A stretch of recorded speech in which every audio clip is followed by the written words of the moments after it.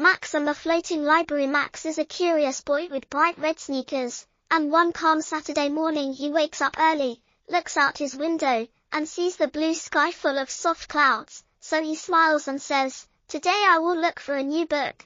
Then he eats crunchy cornflakes with cold milk, puts a banana in his small backpack, and walks down the warm street while little sparrows sing, "Cheep cheep," on the wires. Soon he reaches the town pond where green frogs jump with tiny splashes, and there, resting on the water like a gentle boat, he spots a strange round platform made of shiny wood with tall silver poles holding colorful flags, and on the center of the platform stands a small glass house filled with books that sparkle in the sun. Max blinks twice, rubs his eyes, and whispers, "Is that a floating library?"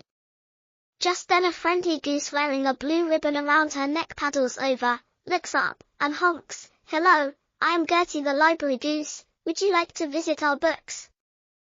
Max laughs, says, "Yes, please," and steps carefully onto a narrow board that stretches from the pond edge to the platform, feeling the board sway softly like a quiet song. Inside the clear glass house he sees low wooden shelves, each painted a bright color, red, orange, yellow, green, blue, and purple, and every shelf holds tiny glowing books, plus one empty space that looks lonely. Gertie flaps her wings and explains, "We need one special story to fill that last spot, but the story is missing. Maybe you can help us find it."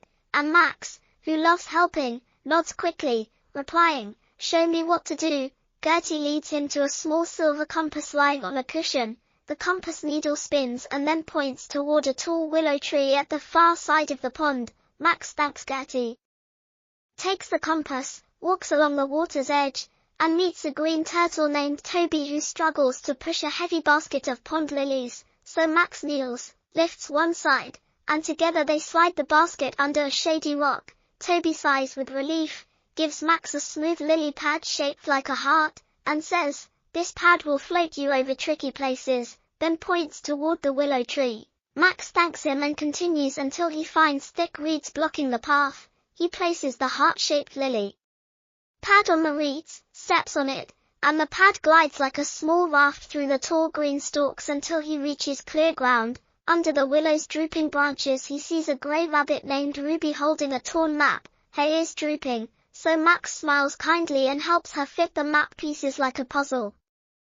And Ruby's ears rise with joy. She gives him a tiny carrot charm that shines gold and says, "This charm opens friendly doors." Before hopping away, Max follows the compass again, which now points to Sunny Meadow, a wide field buzzing with yellow bees. At the meadow gate stands Buzzy the bee guard, who looks worried because the big sunflower door is stuck. So Max shows the golden carrot charm. The charm glows, the giant yellow petals swing open, and Buzzy buzzes happily, handing Max a small jar of sweet honey as thanks. Max walks through the meadow, smelling fresh grass, and spots a hill covered in rainbow flowers but guarded by a gentle breeze that whispers, "Only singing feet may pass." So Max remembers a dance his teacher showed him, taps his shoes, heel, toe,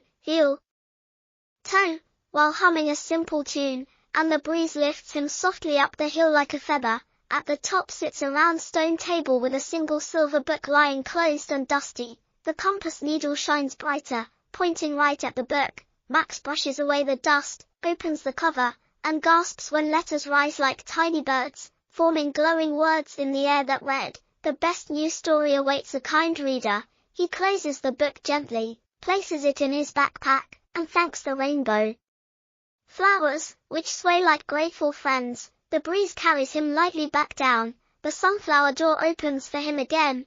Buzzy waves, Ruby waves from the willow, and Toby lifts one flipper in greeting as Max walks around the pond. Gertie waits on the board, honking cheerfully, "You found it." Inside the floating library, Max sets the silver book on the empty spot, and the shelves flash with color as a soft bell rings. The glass walls glow like morning light, and tiny letters float around spelling, "Thank you, Max, helper of stories." Gertie flaps her wings, hands Max a bright blue library card, and says, "Now you may borrow any story you like." Max chooses a short book about brave kittens and slips it into his backpack next to the empty honey jar. He waves goodbye to Gertie, steps off the floating platform, and walks home under drifting clouds that look like white sheep. At home his mother asks why his eyes sparkle. And Max tells the whole adventure in one happy breath, showing the heart lily pad, the golden carrot charm, and the blue library card. His mother smiles and says, "Kindness opens magical libraries," then gives him warm cocoa. That evening Max reads the brave kitten's story aloud to his little sister, who claps softly, and when he finishes he places the book by his bed, writes in his simple notebook, "Helped friends, found story, floating library is real," and falls asleep dreaming of silver books, blue ribbons, and gentle geese guiding kind readers across shining water to worlds of gentle wonder.